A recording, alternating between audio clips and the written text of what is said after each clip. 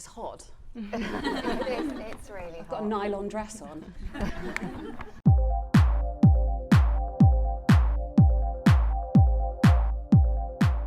These two books have loads in common, and they have nothing in common at all. Emma, do you want to go first? Yeah.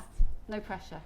So I've written this book, The Multi-Hyphen Method. It comes out tomorrow, and this book has been in the making for quite a few years. I've always thought of myself as not having one thing, one string to my bow. I mean, the portfolio career is not new. It was coined in the 80s, and so many people have been doing it for years and years and years, but I felt like there was no book out there that was giving it this modern refresh.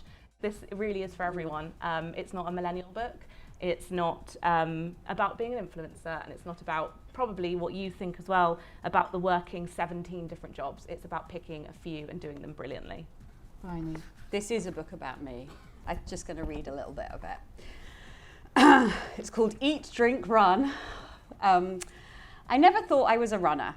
I was a dawdler, a loafer, a drinker, a smoker, a dreamer, a screamer, and occasionally, when the mood took me and I'd had a few beers, a believer. I had done some running in my life, of course. I'd run for a bus.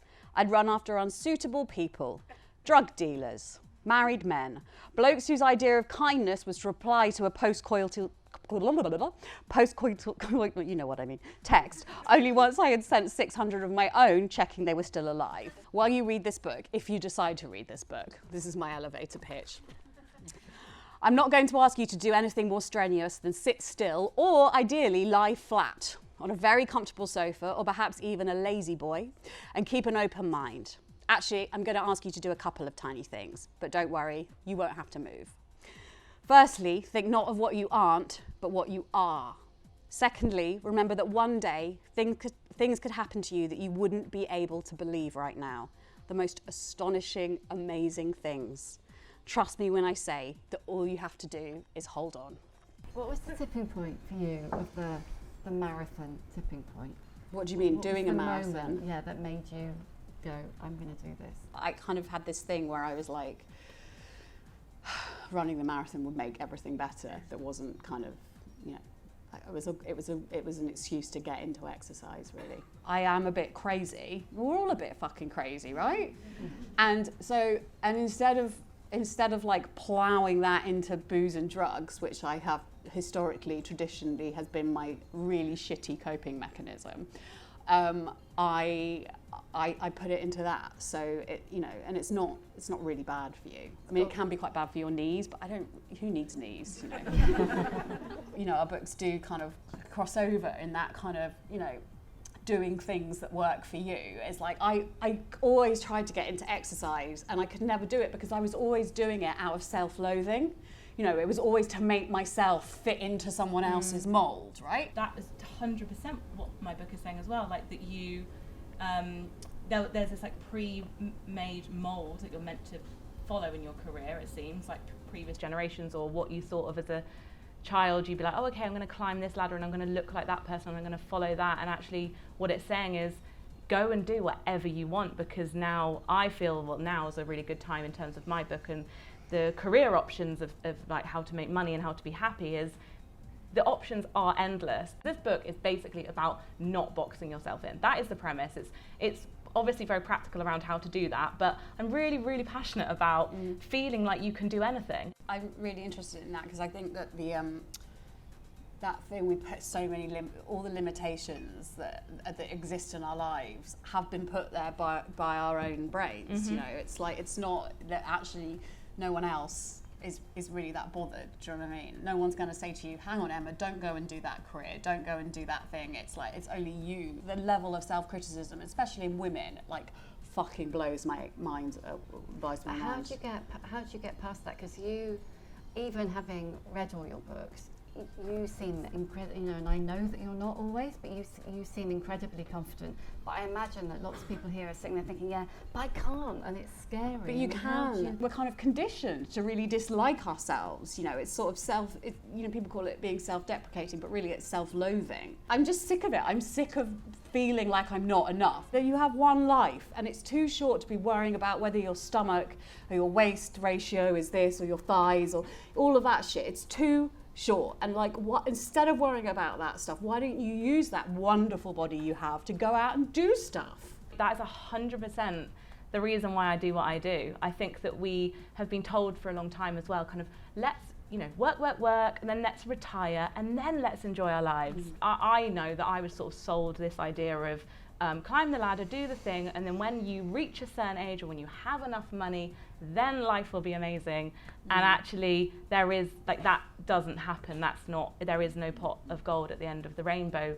You are the rainbow. Oh my God, I just made that up. Oh, God. No, I just think... it's quite moving. Wow, I know. Well, it was coming out and I was like, I can't stop now. Do you feel successful now, both of you? Very successful. Very. Very. What's successful about you? And I mean, I don't know, that's such a difficult, like, It's meant to be, if I answer Bryony. it truthfully, it'd be like, what an arsehole. Go on. I feel reasonably successful. I mean, yes, I'm successful. What does it mean to you, though? Like Emma's talking about the fact that success is, other people define success. Okay, so this is why I feel successful at the moment. I got 9 months sobriety at the weekend. Yay. I have a book coming out, my 3rd book. I'm fucking lucky. And I have a wonderful family. And, I have a roof over my head. I know that sounds really cheesy, but, like we were talking about this earlier, when books come out, you get into that, oh my God, what if I don't sell enough and no one reads it, and all of that sort of self-indulgent shit. And really, in the grand scheme of things, it doesn't matter. Like, success to me is trying to be kind of able to go through life without any of that other stuff sending me into a massive spin, if that makes sense. So I interview across generations, so like baby boomers, millennials, blah, blah, just saying, what does success mean to you? And the answers are really fascinating. And there's a lot of women in the book who kind of went on this kind of career path that was sort of, corporate corner office, like suit. And they've kind of retracted and realized that's not what success is. A lot of success for people is around family. I think it's changing, basically, what we want with our lives. And I think it's really interesting to kind of figure out your own definition. And I just feel like we've got the short straw, and I think it's okay to work differently, get some of your life back. So before we go take questions from the floor, I want to ask you both one more question, which is, what's the worst piece of advice you were ever given?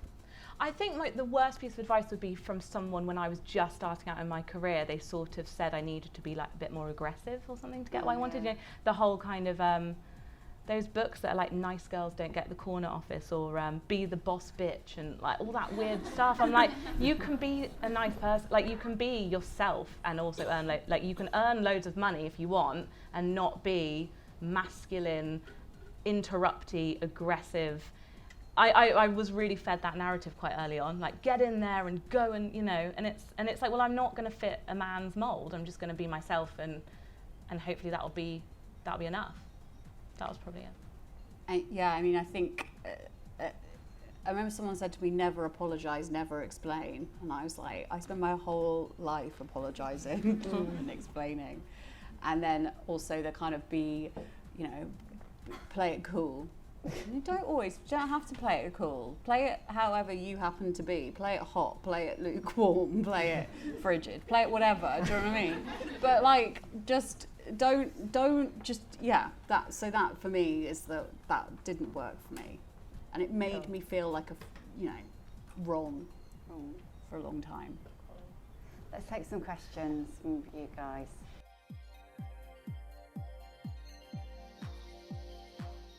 We think about time and we think about money, but I like to think a lot about energy. I think, like, not in the spiritual hippy-dippy where's your crystals. I mean energy in the sense of like, what is it going to take out of me to do that?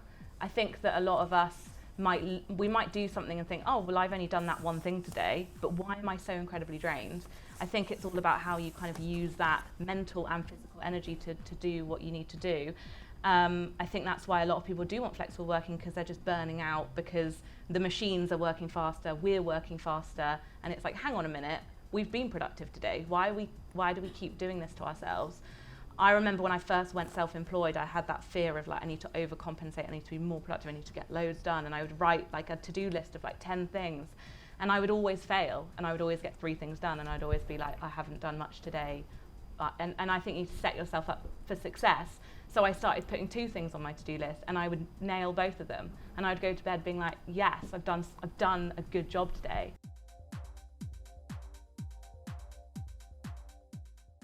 I don't have to cope with the messages I get sent. They like give me fucking life. Do you know what I mean? Like, it's really funny. Some people come up to me and they're like, "Oh, I'm really sorry. I'm, you know, I don't mean to come up to you, and I don't want to interrupt you." And I'm like, I have such vanishingly low self-esteem. I love it. I've been really lucky to like experience the things I have, and I feel a sense of kinship. You know, it helps me. It's not like selfless. Like, it helps me to know that there are other women out there who feel the same way.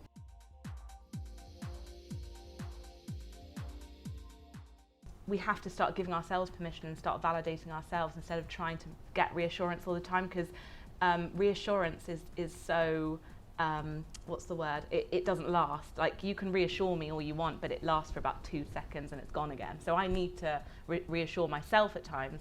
So I think it's kind of doing that, but also there's tips in the book actually about imposter syndrome, but one of them was saving a folder of nice emails that people have written me, because I think sometimes you just need a little bit of a pep and you kind of have to give it to yourself. But every single person has it, I think. And I think men have it too. I think they just don't talk about it. I literally have it like my whole life, like the last 2 years of my life. I'm like really? Like, so the whole way through the book is like imposter syndrome, and I kept on getting invited back to these events with the royals. And I was like, your best mate. I was like, do they know? A lot of it is accepting that you will feel that and just going, okay, that's fine. Just kind of like, let the goblin just sit there and witter away and just go, you finished yet? Good. Can we move on now? You know, what's on the telly tonight? It's, you know, we all have this. It's completely normal. And to just not, it's like, it's that thing of like watching the clouds just scud by and just go, okay, you know.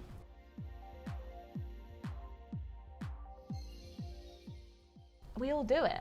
It's human nature, isn't it? The thing is also, as long as you're comparing yourself to someone or something else, you're never going to be enough, right? And like I do it in terms of the running, like I got obsessed with like times, like how long, you know, even people always go, oh, how long, you did a marathon, how long did it take? And I'm like, how long did it take you? And they're like, I've never done one. I'm like, well, then shut up. Yeah. You know, because people go really, you know, and that's what puts people off getting into kind of exercise, is the thought, oh but I'm not going to be good enough at it. You know, like I always on Instagram, people put up their, you know, running, and they've done 5 kilometers in 20 minutes. I'm like, sure, it takes me double that, you know, and that's fine. I love that, because you're basically saying, I'm not going to participate in your race.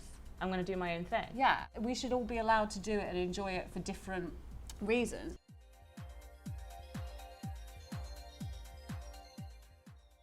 I think you always should do the thing you don't want to do.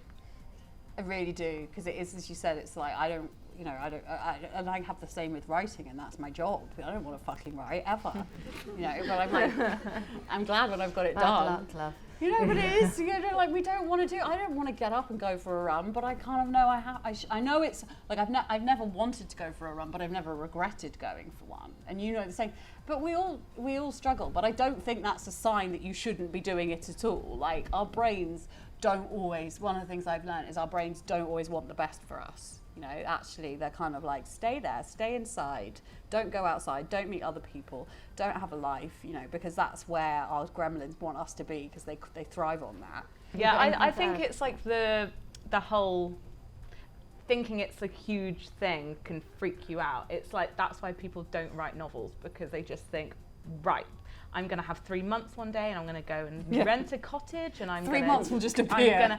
Exactly. It never happens, and I'm going to have birds singing and a candle lit, and yes, I'm doing my thing.